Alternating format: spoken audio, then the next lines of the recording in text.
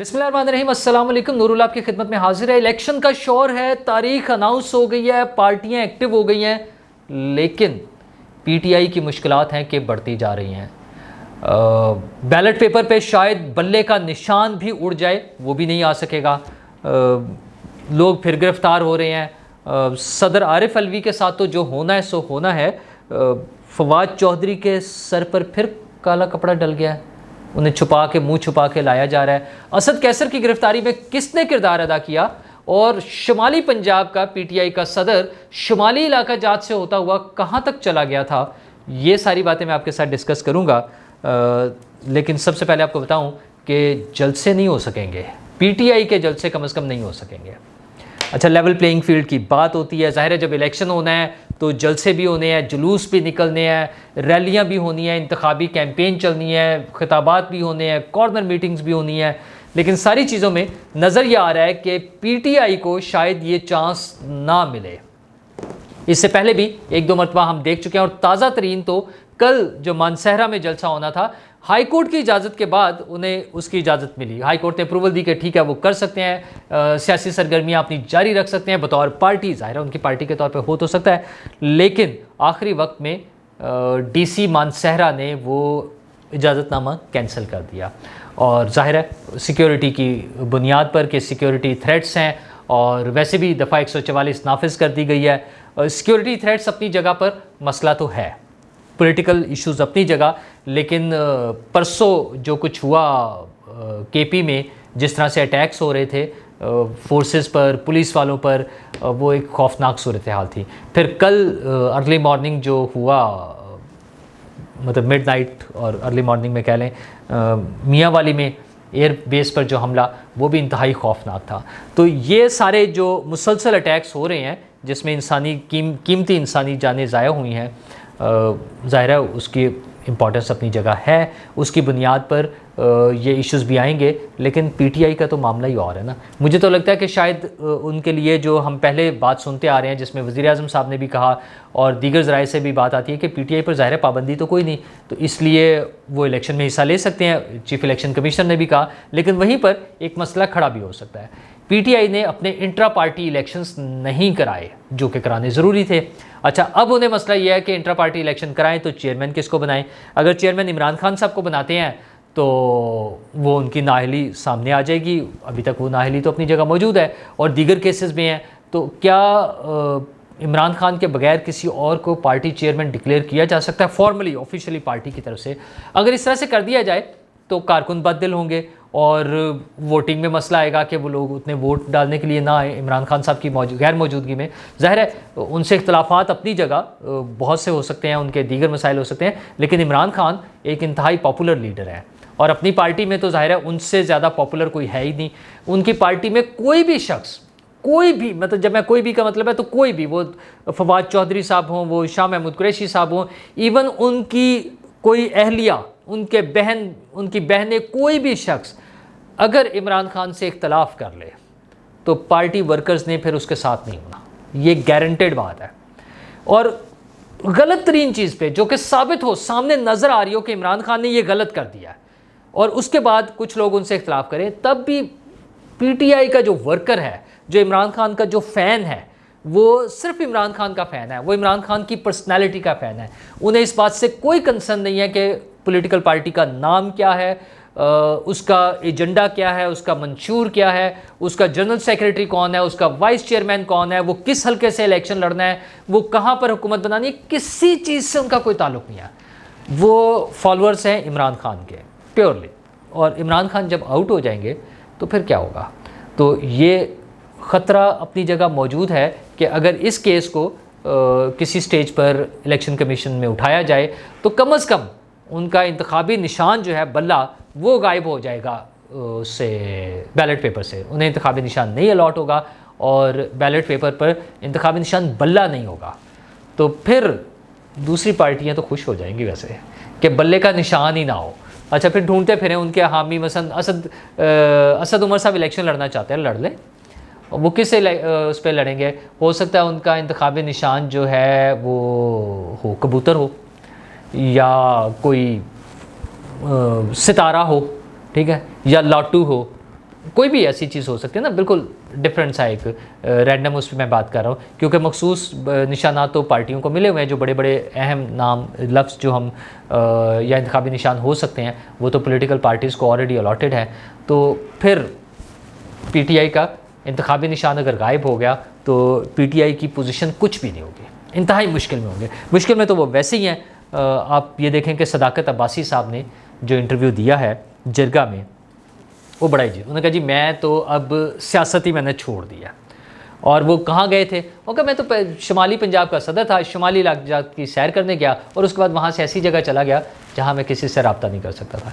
और कुछ बातें ऐसी होती हैं जो बंदा दोस्तों को भी नहीं बताता। तो ठीक है, ना बताएं, हमें कोई गर्ज नहीं है उससे, लेकिन वो साथ ही 9 मई की उन्होंने मजम्मत भी की एक मरतबा फिर, और साथ ही उनका बार बार कहना यह है कि मुज़ाहमत की सियासत नहीं करनी चाहिए थी।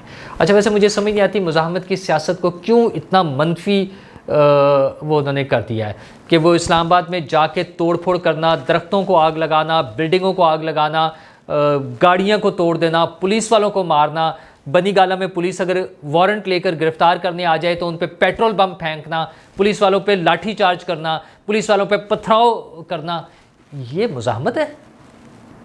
मतलब मुझे तो नहीं समझ आ सकती कि अगर पुलिस वारंट लेकर आई है गिरफ्तार करने के लिए तो इसमें मुज़ाहमत कहाँ से आ गई? आपका एक अपना अदालती इंतज़ाम है। और उस वक्त जब उमर अता बंदियाल साहब सुप्रीम कोर्ट में बैठे हुए थे, वैसे तो लाहौर हाई कोर्ट पे भी माशाल्लाह बड़ी खूबसूरत सी कहानियाँ हैं, लेकिन chief justice of Pakistan Umar Ata Bandial साहब की मौजूदगी में अगर पुलिस या कोई भी इदारा FIA, नैब, कोई भी उन्हें गिरफ़्तार करने आ गए, कौन सा पहाड़ गिर जाना था, कौन सा आसमान टूट पड़ना था। लेकिन वो इस बात को, इस गुंडागर्दी को, उस बदमाशी को वो मुज़ाहमत का नाम दे रहे हैं। फिर जो 9 मई को जो कुछ किया है, अच्छा जी आपका लीडर गिरफ़्तार हो गया, अच्छा जी गलत तरीके से गिरफ़्तार हुआ, ओके जी, ये भी मान लिया कि वो उन्होंने बदतमीज़ी भी की, सारा कुछ मान लिया, ये एग्रीड अपॉन सारी चीज़ें, ठीक है ना। वो वीडियो नज़र आ रही है, उन्हें कॉलर से पकड़ा हुआ है, ले भी गए हैं। ज़ाहिर है जब कोई भी रेजिस्ट कर रहा होता है तो गिरफ्तारी में वो एक अपनी जगह अलग चीज़ें हैं। अच्छा, ये सारा कुछ हो गया और गलत हो गया, मैं ये भी सीधा सा मान लेते हैं, ये सारा कुछ गलत तरीके से हुआ। अच्छा, तो इसका मतलब आप जाके एयर बेसिस पर और कोर कमांडो हाउस पे हमला कर देंगे। अच्छा, आपको उमर अता बंदियाल समेत किसी कानूनी फोरम से ये उम्मीद नहीं थी कि उन्हें इंसाफ मिल जाएगा और वो रिहा हो जाएंगे। असल में इमरान खान साहब ने जो 14 महीने में वो तैयार किया था ज़हन, पहले वैसे तो पहले से कर रहे थे कि रेड लाइन इमरान खान है, और इमरान खान को हाथ लगाया तो मुल्क टूट जाएगा, इमरान खान को हाथ लगाया तो खाना जंगी हो जाएगी, इमरान खान को हाथ लगाया तो आग लगा देंगे। पता ना कौन कौन लोग थे? वो फवाद चौधरी साहब वो ये बातें करते थे, शेख रशीद साहब वो कहते थे निकलो, मार दो, जला दो, आग लगा दो, ये शेख रशीद साहब होते थे, ठीक है ना। अब उनका ज़रा टोन चेंज हो गया, अब ज़रा तमीज़ में आ गए, अब कहते नहीं वो तो गलत हो गया था, मैं तो इस हक़ में था ही नहीं। चलें, नहीं होंगे। फवाद चौधरी साहब भी ऐसे ही थे, तो फवाद चौधरी साहब फिर गिरफ़्तार हो गए। वैसे एक बात अगेन, जिस तरह मैं उसको गलत कह रहा हूँ इस तरह ये भी गलत है मेरे ख्याल में। फवाद चौधरी पर जिस जुर्म में उन्हें पकड़ा गया, वो कोई 50 लाख रुपए लिए, फिर धमकी दी है जिस किस्म का है, उसमें वो कपड़ा डाल के लाने की क्या वजह है? मतलब पुलिस या हुकूमत किसी को तो इस पर वो कुछ स्टेप लेना चाहिए। आपने गिरफ्तार कर लिया, ओके, गुड इनफ, आपके पास एक केस है, जैसा भी है, सही है या गलत है, आपने गिरफ्तार करना था, कर लिया, ठीक है। आप उसको जिस तरह रूटीन में बाकी किसी को गिरफ्तार किया जा सकता है उसको भी ले जाएं। ये कपड़ा डालना, वैसे तो क्या इस किस्म के केसेस में गिरफ्तारी होती है डायरेक्ट? क्या उससे पहले कोई तहकीकात हो गई हैं? उस जो इल्ज़ाम है उसमें इतना सब्सटेंस था कि मतलब कोई ऐसी इन्वेस्टिगेशन इनिशियल कुछ कर ली है कि वाकई वो सही इल्ज़ाम है जिसकी बुनियाद पर गिरफ़्तार किया जा रहा है? तो यार क्या मजाक है। मतलब कल को मेरे ख़िलाफ़ कोई आदमी एक जाके दरख्वास्त दे दे तो इसका मतलब वो पकड़ के ले जाना चाहिए, सर पे कपड़ा डाल के और हथकड़ियाँ लगा के ले जाना चाहिए। कोई मुल्क के इदारे, इतने सारे इदारे हैं, FIA है, पुलिस है, IB है, इंटेलिजेंस है, स्पेशल ब्रांच है, पता नहीं क्या क्या इदारे हैं। आप कोई थोड़ा सा वर्किंग कर लें कि यार ये दरख्वास्त आई थी, और पुरानी दरख्वास्तों पे मतलब इतने अरसे में कुछ तो उस पर वर्किंग हुई होनी चाहिए कि दरख्वास्त आई थी, इस पर हमने ये चीज़ें देख ली हैं, ये साबित हो रही है बात, अच्छा या ये करीब पहुंच गई है तो इसलिए गिरफ़्तार कर लिया। अदरवाइज़ फवाद चौधरी ने कहाँ भाग जाना है बेचारा। ये वही फवाद चौधरी है ना जो यूँ मुँह छुपा कर बैठा हुआ था IPP की प्रेस कॉन्फ्रेंस में। अब वो फिरदौस आयशी कमान साहब कहती हैं कि नहीं वो डबल गेम खेल रहे थे। वो बीबी सारी डबल है ना, आप खुद कौन सी सिंगल विकेट क्रिकेट खेल रही हैं, ठीक है। आप खुद जहाँ बैठी हैं, जिस स्टेज पर आज बैठी हैं, मतलब मजाक वाली बात ही है ना।